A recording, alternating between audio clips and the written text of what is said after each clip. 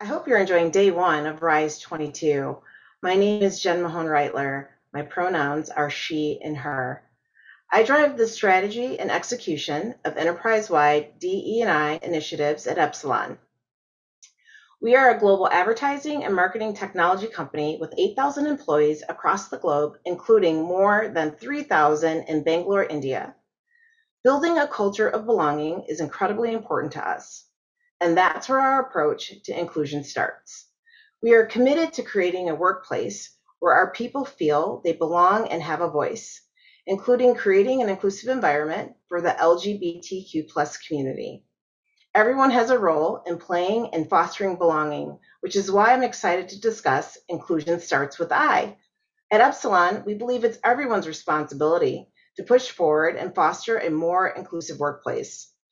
Part of our journey includes creating accountability at all levels of the organization. For example, we have DE&I goals toolkits, individual goals. The DE&I goals toolkits provides all employees guidance on how to create a diversity, equity, and inclusion goal, whether it's through volunteering opportunities, starting a diversity, equity, and inclusion conversation, or participating in a recruiting event. Establishing an individual diversity, equity, and inclusion goal is meant to provide everyone at Epsilon an opportunity to get involved and help drive Epsilon towards a place of inclusion where everyone feels a sense of belonging. Being accountable to an individual diversity and inclusion goal is an important part of advancing on our D&I journey and on the commitments we've made to our associates, our clients, and ourselves. Also, culture transformation, and also an inclusion index, assessing the level of inclusivity across our teams. We get direct feedback via an inclusion index to understand, track, and measure progress to developing the level of inclusivity across all of our teams. The inclusion index offers access to tangible scores that can help us identify gaps in our businesses and better understand what needs to be addressed. Our priority is to create an environment of empathy, belonging, and collaboration where all of our employees are seen, heard, valued, respected, and supported, including uplifting and extending the same level of support to our LGBTQ+ talent in India. For example, as part of our CSR efforts, we've partnered with Kadar Social Ventures and sponsored 15 transgender individuals to get trained in stitching and embroidery skills and to be able to learn a meaningful livelihood. Additionally, 15 are undergoing computer skills training. During Pride Month, we also have special programming like a guest speaker session by one of India's most influential trans voices, Zainab Patel, on transgender pride and allyship, and on a panel discussion on struggles of the LGBTQ and inclusion.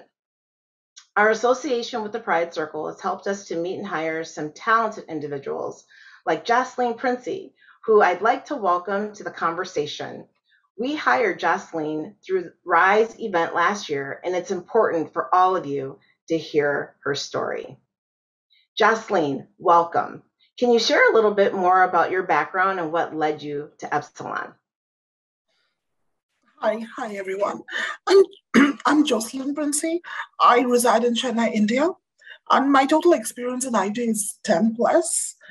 I did my transitioning when I was working for Cognizant, and when I decided to quit Cognizant, I was looking for a job change, and I got to know about Pride Circle and the Rise event from one of my friends who was also a trans person, and that was when I registered into Rise 2021.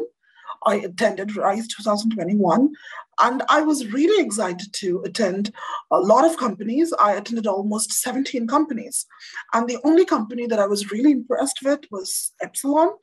I was very impressed with the strategy that they followed. They did have a quiz in the preliminary section of interview, and those who won the quiz were awarded with a prize, and the prize reached my home after 5 days. And that was when I decided that this is the place I'm looking for, and this is more inclusive, they're encouraging, they're motivating, and I set my heart with Epsilon. I decided to come here. I attended all the rounds, and finally, I'm here. So thank you, Epsilon. Wow. That's just amazing. I still think about our very first conversation, Jocelyn, when you reached out to me and when you told me that story. I was so proud to know that, we created an environment for you where you felt so welcome. And so thinking about that and then thinking about inclusion starts with I, what are the small things that leaders and colleagues can do every day to create a more inclusive environment? I feel, Jen, that the leaders and the colleagues should start with understanding that there are people with different experiences. They're not the same experiences that everybody share, especially the majority. Especially trans experiences are very different. They cannot be shared with the cis experiences. So the understanding is the first step. So if everybody tries to do something to understand it, maybe learn something from internet or watch something from any online streaming videos, or even talk to us, to reach out to us and talk to us. That should be the first step, Jen. After that, everything will fall in place. Yeah, it's interesting you talk about just the understanding piece and then the other simple thing is just having a conversation, right? It's simple. It's the simple Oh, things. It's the really yes, simple things. It's just having a conversation. And I know that in some of the teachings that, we're trying to do, even in our journey, I try to encourage that a lot. It's just start with just having a conversation and don't be afraid. It's just leaning into that level of understanding of we're never going to move the needle if we're afraid to just pick up a phone or schedule 10 minutes to have a conversation. And it's amazing the things that we can learn from each other and the similarities that we have and the common differences that we have. And you won't know that unless you just start a conversation. It's just the basic thing, right? It's just that. And exactly. I'm fascinated by that at times that, it's just the little things that we forget. Um, so thank you for that. So Jocelyn, when you think about, the corporate environment, um, you came from some really big companies, right? And you think about your background. Has the corporate environment changed in the last 5 years at all? Or do you think that there's some more work that needs to be done? I really feel the change has happened. An enormous change has happened in terms of inclusion for the LGBTQIA plus community. I've noticed it in India, in the corporates. I've worked in MNCs, multinational companies. I do see a change, Chen, but I do feel, if you ask me, if we have reached to the destination that we wanted to, the answer is not yet. We are going there, but we still have to work on more principles on equity, Mhm. inclusion. I think we are in the right place, but the principles of equity should be affirmed and taken actions accordingly. Okay. I love how you said not yet. I like the fact that you didn't just say a definitive no, right? I like how you use the words not yet. And I do think that that is so critical. I always say word choice matters.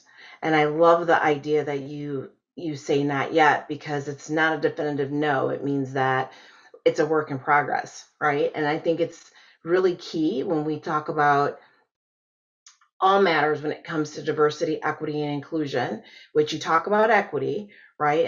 And yes, equity is very important. And I do think that that's the next level and the next journey and the next step in our process. And but I do like the idea of saying not yet because it is a work in progress. And I think that when you say not yet, that means that we're not saying no. It just says that there's still more to do.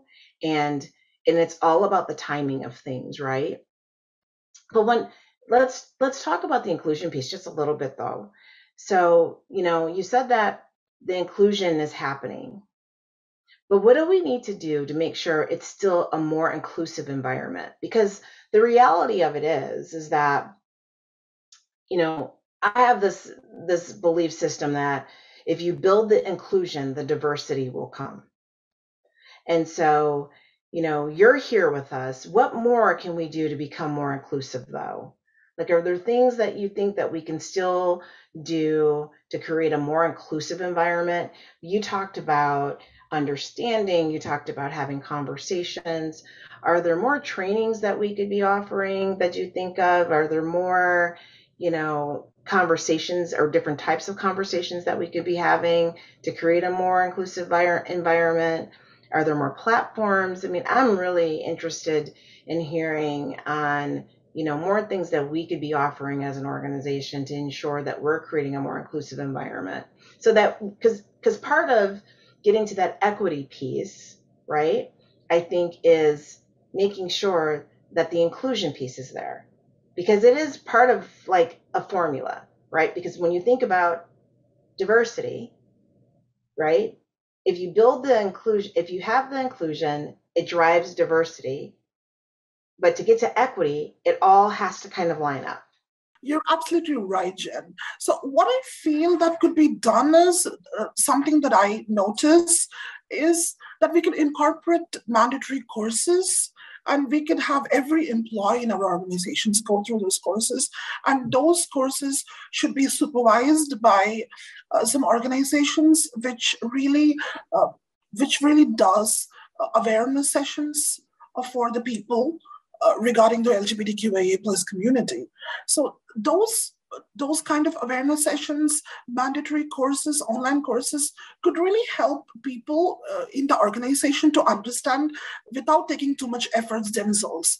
If they could read whatever we give them, the articles, and Epsilon is already doing a great job. They brought Zaina Patel recently, and I did attend that session. It was a beautiful session. And I found only 95 participants. So if we could ensure 100% participation in those kind of sessions, and we're going to have a panel discussion on 29th June. I think I'm going to moderate it. So Epsilon is already doing it. It's just that we're going to enforce it to all the employees across the company. That way, I think it will reach, whatever we do will reach them. But I think we're already doing it. Epsilon is doing it. They're doing it great. No, that's a great recommendation. So basically, it's heightening the awareness around all the great things that we're already doing. Okay, yeah. Sounds great. All right, so one last question before we wrap up. What's one piece of advice that you could give to colleagues, managers, and or leaders on how we can create a positive, inclusive environment for their teams? Advice that I would like to say is the concept of coexistence. If everybody understands the importance and the essence of coexistence, we all will really flourish as a society and as a community itself. So I think coexistence is the only thing that is going to help us reach the destination that we all desire. Thank you. I love it. You heard it directly from Jocelyn Princey, everyone. Coexistence. I love it. Listen, inclusion in the tech space is incredibly important because unique and diverse perspectives lead to better outcomes for all. Epsilon believes in a 1% better everyday approach, and we believe that continuous improvements be made across diversity, equity, and inclusion in the workplace.